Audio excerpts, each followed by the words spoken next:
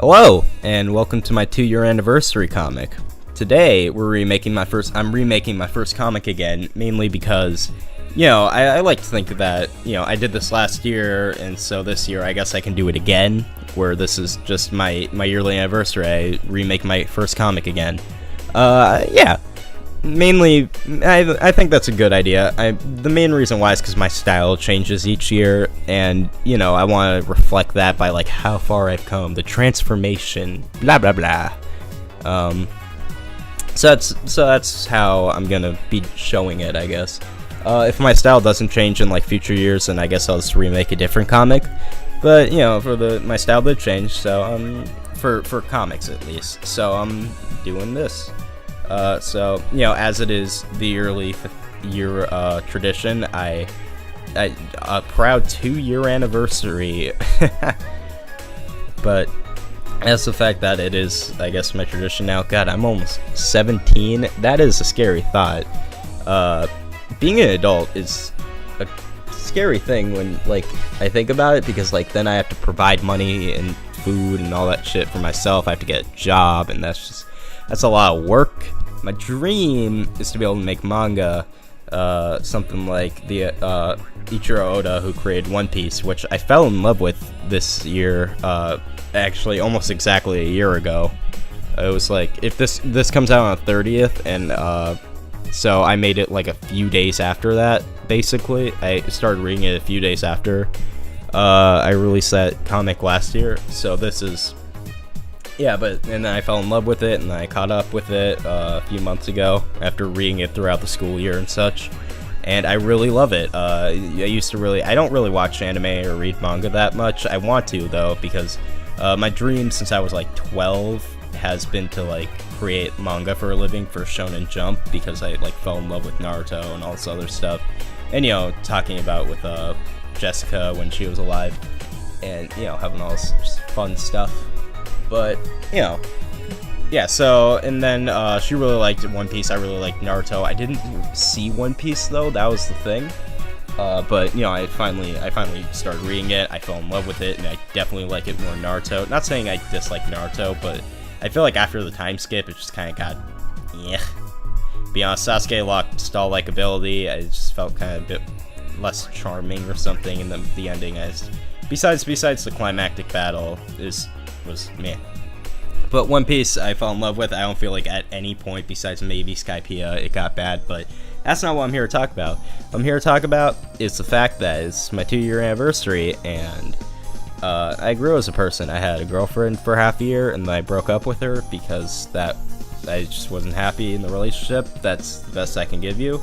But those two things were probably the main things I developed. I did have a story in mind for the manga I want to create for Shonen Jump. That's a dream. I am learning Japanese in high school, which will be fun. You can label me a weeb or whatever. I don't care. I don't know what the definition is because I don't watch anime at all. I want to, though. So I guess I'm a wannabe weeb? I don't fucking... Whatever, But, as is tradition of last year, this year I have some questions, and I'm gonna answer them, and then I'll just go through all my comics throughout the year, and maybe talk about some creative processes, and then just talk about what I want for the future. So if that sounds good to you, you can keep watching. If you don't want to, keep watching. I need people to see my YouTube channel. I'm gonna get 1 billion subscribers. Just you wait. Because that's why I'm doing this, is for subscribers. It's not that comics take a tedious amount of time. This comic, I'm gonna find it, but for now, let's get into the questions. My friend named Nimbus Dude, I talked about her last year. She was my first real fan, but later kind of just became a friend after that, which I'm cool with because, I like her and I've had some fun. So, the main thing... The thing she asked, she didn't really know what to ask about, so she just asked if there's anything in the past that you could change, what would you change? And I said I would change... What I would change is... well, I didn't say this to her, but I'm saying it in the video, because I'm awkward. This is not good. I'm not good at talking. What I said in the... What I can say is that I've really, fucked up a ton in my life. I have not done I'm not the best at anything, but the weird thing is that even though I've made a lot of mistakes, especially like the first half of 9th grade and all over 7th grade, but that was also because I got bullied a lot, and my principal kept threatening to kick me out of school because apparently I was the problem when I was the one being bullied, and I could fucking rant about 7th grade for years, but I did make some mistakes in there, like punching a kid in the face. Yeah, I kind of regret it, I guess. I guess that guy and I are cool now, but I don't know, you know. But anyways, fuck, and I just cannot stop looking back at 7th grade and being like, wow, I wanted to kill myself back then, and I attempted. But anyways, now on a less dark note, would I change anything? No. Even though I have regrets and stuff, the thing is that without any of those things, I wouldn't be the person I am today. And, you know, even though I'm definitely not a perfect person, nobody is, I learned a lot of things from making those mistakes, and, you know, I've definitely matured at least a little bit as a person. And, you know, if one thing was different, I definitely wouldn't be where I am today. So, to answer the question, no, I definitely couldn't, I would not, change anything and I would not change anything from the past. Even though I guess I have regrets, and it changes on what your definition of regret is, but, personally, I wouldn't do it. So, now moving from Twitter to Instagram, I'm ignoring one question from Twitter because they asked a racist question, and all I can say about is that ethnicity doesn't smell, and you can read it yourself. I don't want to like go too in deep with it because this was the person who's like, hey, I'm your biggest fan, here's a racist question, and to that I say, they asked if a certain ethnicity smells, and because I live in a state where they have a lot of people of that ethnicity, and all I can really say is, first off, you need to die, and second off, people with that ethnicity don't smell, and if they do smell, it's probably not because of the ethnicity. That doesn't make any sense. Every person is different, no matter what the ethnicity or anything is. That guy was just probably trolling or just being an idiot, but, you know, fuck it. You know, screw that guy, I guess, but anyways, moving on to Instagram, person was like, Buzzy B Breh 123. I don't entirely know who this person is, but that's okay. They said, how would you describe your art style in words? And to that I say, I guess it's simple. And, you know, I don't think that simple is necessarily a bad thing, because there's this guy named Scott McCloud. I learned about him thanks to the series Sonic Spitball by Shaymay, a great YouTuber, by the way. Who talked about the Scott McCloud said like stuff like the simpler a character is, the easier it is you are to relate to it. And I'm not saying like you see my comics and you see me and my me portrayed as myself in the comics and you might think you're myself, but like it's easier to relate or empathize with them essentially. So I guess it's also a bit relatable. I mean, I like making stuff simple, but I also like making manga. I haven't really shown any of my manga, the digital stuff I made, like for my friend B and my friend May. That's not really manga, I'd say. It's just kind of a mix in between. I can't draw manga digitally for shit, but most part, if you want to know what my style looks like, think of a combination of Naruto and One Piece. That's literally what it is. But anyways, I don't entirely... So, yeah, I guess if I could describe my art style in words, it's just that, you know, simple yet intriguing, I guess. I don't know. And then, my friend Sean, you guys know Sean from my Sonic videos. Do you want to talk about how we met and our friendship? That's some selfish shit right there, Sean. I'm kidding. I love you. So, okay. So that kid I talked about earlier, who I punched in the face, this was a lot before he punched him in the face, and he was like my best friend. He had a family friend, and that guy was Sean, and we both liked Sonic the Hedgehog and played Minecraft together and different games like Terraria. So Sean and I grew close, we talked to each other a lot, and we just hung out. And now we're good buddies. He's not really a Sonic fan anymore, thanks to Sonic Boom, but it's fine. I understand. But overall, Sean is probably my best friend, if not one of them. I haven't talked to him like in depth. I haven't like had a deep conversation with him in a while, but like you know, I know for a fact, like, he's always going to be there for me, and I'm always going to be there for him, because, you know, we're good buddies. But now moving on, now moving on from the questions, because Sean is my boy, we can establish that already. I guess we'll go through all my comics. So, besides, ever since that last anniversary comic, I've had 20 comics last year. In the first year, I made significantly less this year, for two reasons. Unfortunately, I haven't had the time. It's 10th grade of high school. It takes a lot of time, and by that I mean I was really lazy and running out of ideas for comics. The main reason why is because usually I'm a storytelling guy, and when I make just random comics like this, a lot of people don't like my comics because they don't really have any punchlines or whatever. To that I say I can understand, but like my comics are more about telling little stories, even if the stories aren't anything special or whatever. In the future, I'll go into this after this, but in the future I'm planning to do more, I guess, dark things maybe, more emotional stuff, because I like emotion in my comics and things. I just like showing emotion in things. And what way to better start that off than with the first comic of this year, Jessica, number 21. That was a good segue.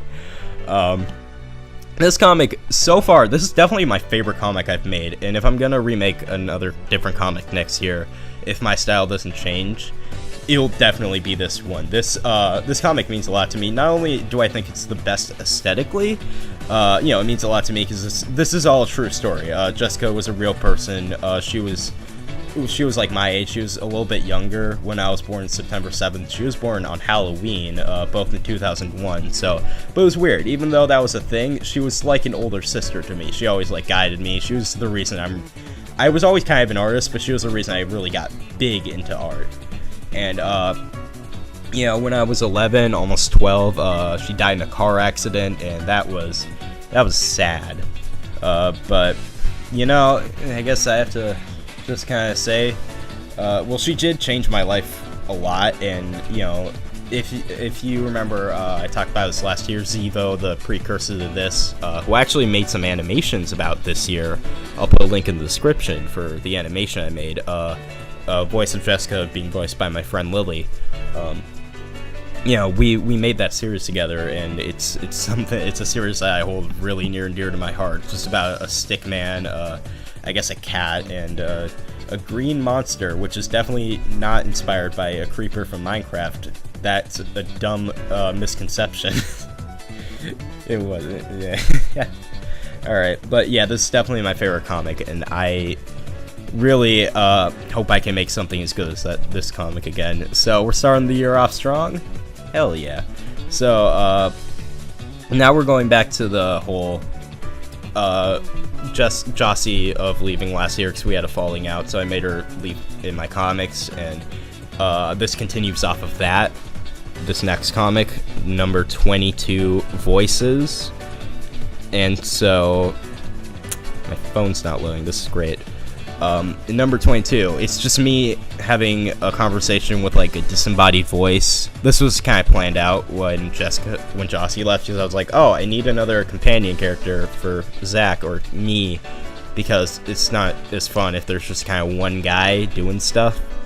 So yeah, it was like, hey, hi voice inside my head, and I just made jokes about me being crazy, because I am crazy. Hell yeah. But I like this comic because it really showed like a little contrast. It showed Jessica's first appearance, and I thought this comic really worked well. I can't really say too much about it. I liked how I set this up. But next up, we're going back to comedic territory, where I guess Zach has schizophrenia, which the girl in that, by the way, was my girlfriend at the time, and the guy in the comic is my other like best friend, Jamel. By the way, it's number 23. Crazy. But yeah, so the main gimmick of this is that only Zach can see Jessica. That was just basically to introduce this, and I'm okay with that. This is definitely one of my funnier comics, and that little location right there is a real location, just kind of down my block if I walk down. The next thing, oh, this is just an anonymous message of someone saying, how much can I pay you to delete your blog? And let me just say, enough to be rich and not have to do anything for most of my life. That is my goal. This next comic was, this was last year I did a clown comic to cash in the whole clowns walking around thing, during Halloween. This year, the trend was It. Everyone was talking about It. I could not care less about the movie, to be honest. I didn't see it. I saw the original, like, TV broadcast special, but I don't really care about Stephen King that much. But anyways, what I also did was, this is when I became a really big fan of One Piece, and still am, so what I did was make the Merry-Go, or the Going Merry, because I read the manga first, and then I read the official dub later or whatever. So originally to me this was the Merry-Go, but now it's the Going Merry. Viz Media needed to do better, proper translation with Funimation and have that just sort out. But that's a different rant. So I just tried to make this like a little bonding moment for Zach and Jessica, or me and Jessica. That guy in the comic, that's me. That's just me, because I'm selfish. But yeah, what I decided to do was recreate the opening scene of basically It. Not the opening scene, but the famous one where the kid has the boat, and then the guy was like, "Hiya, Georgie!" And so yeah, this is essentially that. I like the ending of it, where it's like, yeah, we're not getting the boat back, which sucks, because judging by the detail of how long it took me to make this damn boat, drawing-wise, that... God. Next comic I did, featured my friends Colton and Dylan. I think this was the first comic I made, actually, on, my new Cintiq tablet. I have a Cintiq HD 13 HD now, and I really like it. It's definitely better than the Pablo Cos 10, which I gave away to David. If you guys, again, remember from last year, Astro the Stickman, that guy who really inspired me, because now we're just really good friends. So this comic, number 25, Late for Class. This comic was just like a dumb comic that I came up with an idea. It's based off of kind of a real story, where we all got out of class late because we were talking to the teacher, and we were just like, we have to make it. And then Colton, the guy with the lighter brown hair, kind of reddish, I guess, had his shoe was untied, so he had to tie his shoe. And then we were like, we're not gonna leave you behind. But Dylan, being the party pooper, just kind of walked on. And I was like, yeah, I'm gonna put this in the comic, because I didn't know what to do for a comic that month, and that was kind of an issue. But next up is next up was kind of the one that started this new current style that I have. It was just a dumb joke that I found out like during summer camp. That was my last year at summer camp, by the way, where a guy was like, I screwed up this comic, by the way. I made it so I said, "Hi, how are you?" instead of the police officer saying, "Hi, how are you?" So I accidentally ruined the entire thing. But let me just say, that's not the police officer saying, "Hi, how are..." It's not me saying, "Hi, how are you?" It's the police officer. And then I reply with, "Pretty dang high, you know what I'm saying?" Because drug jokes. But anyways, yeah, I go to jail, and then include Jessica in there because I need to. This next comic, number 27, I believe? Yeah, Art in Motion. It's based off a true story. This has my friends Lily and B. Lily is the person with just like the purple shirt and like the black jacket, and B's the person with the B shirt, I guess. I don't know. This is based off a true story, except instead of Lily, it was my mom. Instead of B, it was my little cousin Ella. He was talking to her about how, like, during like a World War I paint exhibit or something, it was like, this image tries to put motion in a still image. And I was like, yeah, I've struggled with that, and I know how to do it a lot better now. Again, thanks to One Piece. Thank you, Oda. But yeah, and so this is kind of a real story. That text in the bottom right, I didn't really expect people to really read in depth about it. I was just trying to make like a long paragraph, just me like being like freaking even, where I'm just mumbling angrily to myself, and I got really depressed after that. Thanks, Mom. So next thing, this is also a true story where I did a math test. I thought I did great on it, and then it turned out I only got 28% on it. And then everyone else did really good on it, and then I felt like absolute shit. So yeah, good on me. Next up, we have, I actually came up with this idea right after the event happened with my mom telling me, hey, let's just ignore you and talk about how this painting's interesting.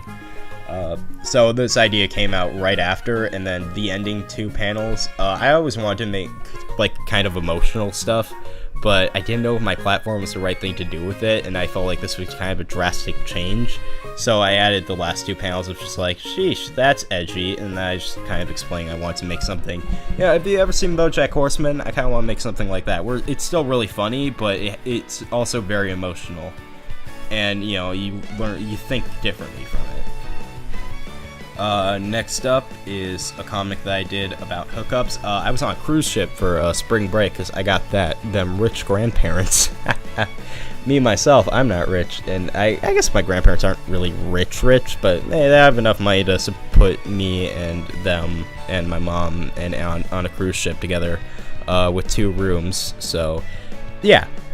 But, you know, this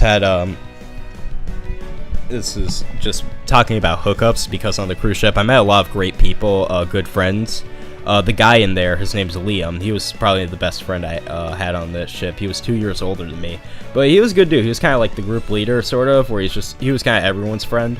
But I really like the dude, and I'm very fine with that. So it's just kind of showing, everyone was talking about hookups and stuff, and I'm too sensitive for that, man. I kind of got depressed from it because I was like, no, I want a girl. Hell yeah, because I broke up with my girlfriend at that point, and I was like single for a few months because I broke up with her in like December, I think.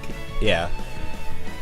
So I was like, yeah, I want to be one of the cool guys, but I realized I'm way too fucking sensitive for that. So I made this comic, and then later I was like, man, I should have gone for it.